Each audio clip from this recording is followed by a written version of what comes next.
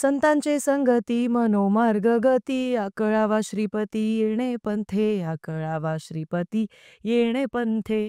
खरं तर याचा अर्थ असा होतो की आपण संतांच्या सहवासात राहिल्यानंतर आपला ईश्वराकडे जाण्याचा मार्ग मोकळा होतो. आपल्याला एक वेगळाच आत्मिक आनंद मिळतो आणि ईश्वराकडे नक्की कसं जाता येईल बाबा रे, या एका प्रश्नाचं उत्तर आपल्याला मिळून जातं. पण इतके मोठे जगद्गुरू संत श्रेष्ठ श्री तुकाराम महाराज यांच्या धर्मपत्नी औलीला मात्र ही इतकी साधी गोष्ट का बरी नसेल कळाली? कधी-कधी तर वाटतं, की कदाचित हेच सौंदर्य होतं त्यांच्या नवरा आणि बायको या सुंदर नात्याचं. असो, आजचा विषय आहे अभंग तुकाराम या चित्रपटाच्या रिव्ह्यूचा. नाही खरं तर अभंग तुकाराम या चित्रपटाचं नाव अभंग तुकाराम का दिले? इथूनच माझे प्रश्न सुरू झाले होते. टीझर जेव्हा आला होता तेव्हापासूनच. इथून मागे संत तुकाराम महाराजांवरती अनेक चित्रपट बनलेले आहेत किंवा वेगवेगळ्या शॉर्ट फिल्म सुद्धा बनलेल्या आहेत. पण मग या चित्रपटाचं नाव अभंग तुकाराम असं का बरं दिलं असेल? आणि त्याचं उत्तर आपल्याला चित्रपटाच्या मध्यंतरी येण्यापर्यंतच मिळून जातं. खरं तर या संपूर्ण चित्रपटामध्ये संवाद ज्या पद्धतीने लिहिलेले आहेत, तुम्ही त्या संवादांच्या प्रेमात पडणार आहात.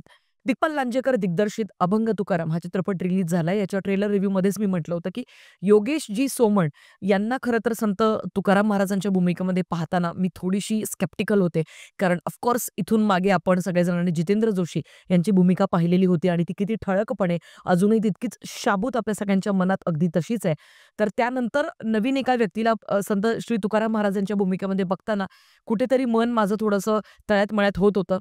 पण अख्खा चित्रपट पाहिल्यानंतर सुरुवातीलाच मला असं तुम्हा सगळ्यांना सांगावसं वाटतंय, की योगेशजी सोमण यांनी अत्यंत सुंदररित्या ही भूमिका निभावली आहे आणि पूर्णतः न्याय दिलाय या भूमिकेला त्यांनी. वारकरी संप्रदायाबद्दल जेव्हा-जेव्हा बोललं जातं, तेव्हा-तेव्हा मंदिराचा कळस जसा फार महत्त्वाचा असतो, तसाच वारकरी संप्रदायाचा कळस म्हणजेच जगद्गुरू संत श्रेष्ठ श्री तुकाराम महाराज आणि त्याच्याचमुळे इतर संत आणि संत श्रेष्ठ श्री तुकाराम महाराज हे का वेगळे आहेत ना, मी सांगते. कारण एरवी आपण सगळ्या जणांनी संतांना संयमी स्वरूपामध्ये पाहिलेलं आहे. पण तुकाराम महाराजांबद्दल ज्या वेळेला बोललं जातं, त्या वेळेला त्यांचा तो एक राग सुद्धा आपल्या सगळ्यांच्या लक्षात राहतो.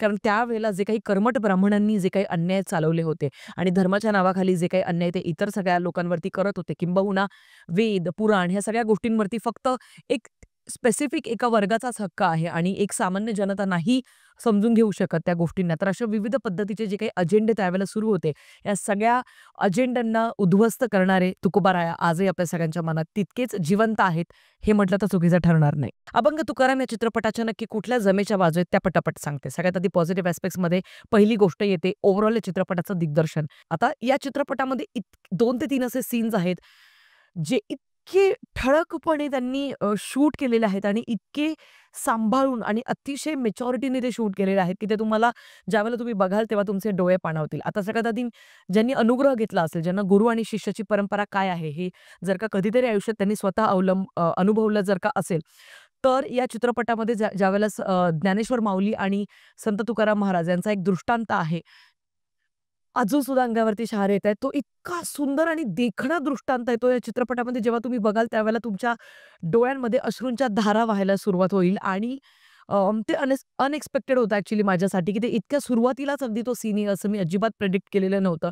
पण बिलीव्ह मी कारण मी अनुग्रह घेतलेली व्यक्ती आहे त्याच्यामुळे मला तो सीन पाहिल्यानंतर लिटरली खूप, खूप म्हणजे खूप रडायला झालं.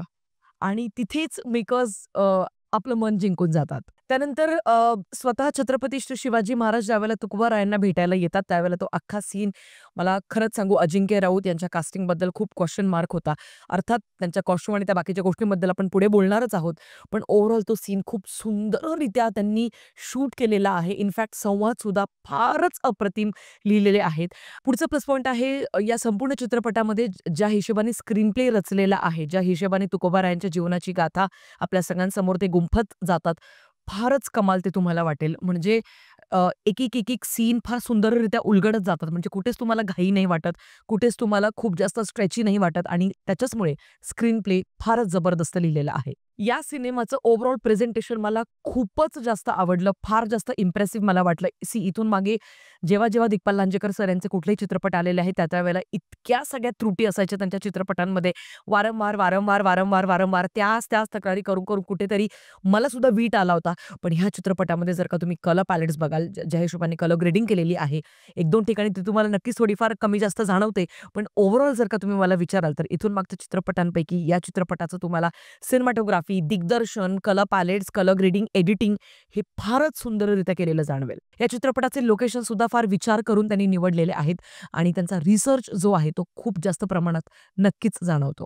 पुढचा प्लस पॉइंट जो सगळ्यात महत्त्वाचा प्लस पॉइंट आहे, या अख्ख्या चित्रपटाची सगळ्यात मोठी ताकद म्हणजे या चित्रपटातले संवाद.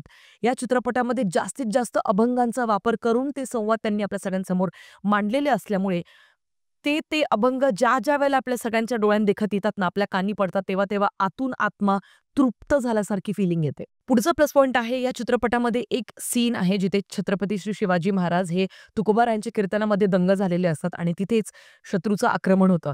आता ह्या सीनमध्ये ज्या हिशोबाने खूप कमी जागेमध्ये अतिशय नॅरो अशी एक जागा आहे, त्या स्पेसमध्ये ज्या हिशोबाने त्यांनी अख्खा ॲक्शन सिक्वेन्स कोरिओग्राफ केलाय, तो कमालीचा होता, जबरदस्त होता आणि मला तो आत्तापर्यंतचा सगळ्यात जास्त स्ट्राँगेस्ट ॲक्शन सिक्वेन्स वाटला दिग्पाल लांजेकर सर यांच्या चित्रपटांच्या शृंखलेपैकी. आणि आय एम नॉट किडिंग दिस. म्हणजे ऑफकोर्स ते खोटं रक्त, ते घाणेरडे व्ही-एफ-एक्स ते सगळं आपण इथून मागच्या चित्रपटांमध्ये त्यांचे पाहत आलेलो होतो. पण या चित्रपटामध्ये तो रात्री शूट केल्यामुळे ॲक्चुअली ते रक्तच कुठे दिसत नाही खरं तर. पण ज्या हिशोबाने तलवारबाजी केलेली आहे, ज्या हिशोबाने तो अख्खा ॲक्शन सिक्वेन्स कोरिओग्राफ केलाय, तो खूपच इम्प्रेसिव्ह होता. And believe me, I was not expecting that. या चित्रपटामध्ये सगळ्यात शेवटी जो एक वैकुंठ गमनाचा सीन येतो, तो खूप जास्त प्रभावशाली ॲक्चुअली होऊ शकला असता. पण तो का प्रभावशाली नाही होऊ शकत, त्या त्या निगेटिव्ह ॲस्पेक्ट्समध्ये जाणून घेऊया. सगळ्यात पहिली गोष्ट, ज्या वैकुंठ गमनाच्या सीनमध्ये त्यांनी जे ते पुष्पक विमान दाखवलंय आणि तिथे ते ॲक्चुअली स्पेशल इफेक्ट्समध्ये खूप जास्त वीक आपल्याला सगळ्यांसमोर वाटू लागतात आणि तो ॲक्चुअली खूप जास्त इम्प्रेसिव्ह होऊ शकला असता. कारण अख्खा चित्रपट तुम्ही खूप सुंदररित्या गुंफत आलेले असतात पुढे, पुढे, पुढे, पुढे, पुढे.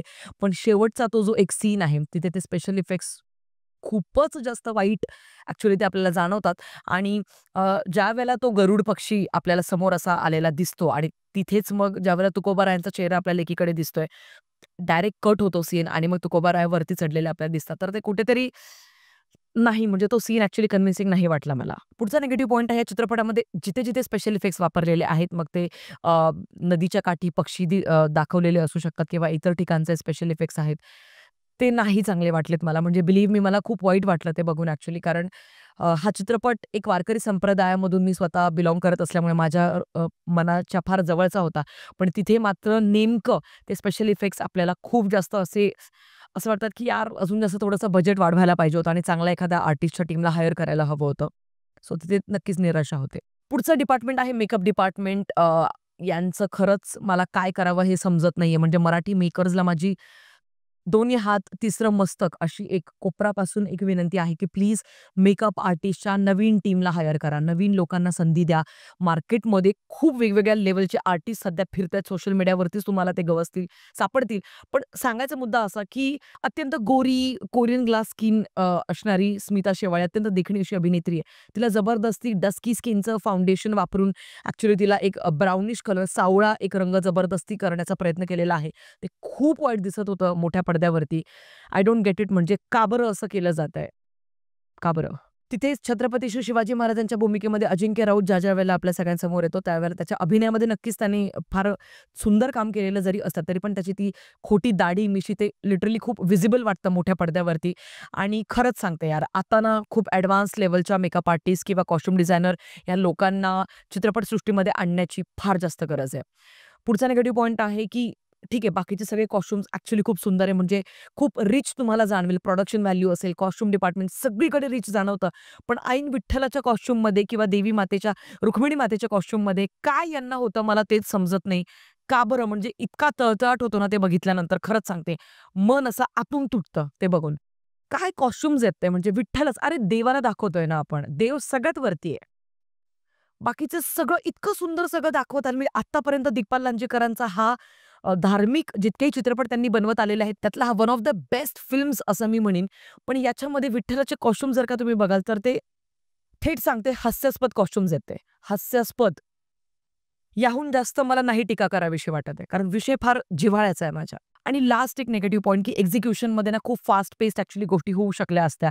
जसं की आता ठीक आहे, कळतंय की आता एक दृष्टांत आपल्या सगळ्यांसमोर आणला जातोय देवीचा, की मी स्पॉइलर्स नाही देणार आहे.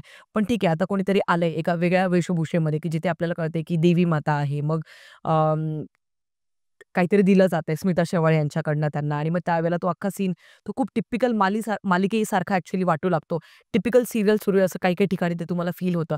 ते खूप फास्ट पेस्ड ॲक्चुअली तुम्ही दाखवू शकले असते आणि इथेच मग एक्झिक्युशनमध्ये ती एक कमतरता नक्कीच जाणवते. बाकी दिग्पाल लांजेकर सरांना एकच विनंती आहे, की प्लीज नवीन कॉस्ट्यूम्स डिझायनरला किंवा नवीन मेकअप आर्टिस्टला प्लीज हायर करा. कारण ते फार गरजेचं आहे आणि एकंदरीत आत्तापर्यंतचा धार्मिक जेवढे चित्रपट त्यांनी बनवलेले आहेत, त्यातला हा बेस्ट सिनेमा होता. मी या चित्रपटाला देईल 4 stars out of 5. It's a must watch film.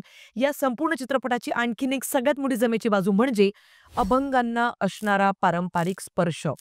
हे अभंग ना पूर्ण अभंग आपल्याला दाखवलेले आहेत आणि ते बघून आत्मतृप्त होतो. यार काय बोलू, जितकं बोलावं तितकं कमी आहे. सुरुवातच ज्या हिशोबाने तुकोबारायांची एंट्री होते चित्रपटामध्ये, तो अख्खा अभंग त्यांनी दाखवला. म्हणजे बरेचदा असं होतं, की फक्त 4 एक 5 एक ओळी फक्त घेतल्या जातात आणि मग एक ते गाणं कट केलं जातं किंवा ते अभंग गीत कट केलं जातं. पण या चित्रपटामध्ये अभंग हे पारंपरिकरित्या आपल्या सगळ्यांसमोर मांडले जातात आणि ती सगळ्यात मोठी बाजू आहे या चित्रपटाची.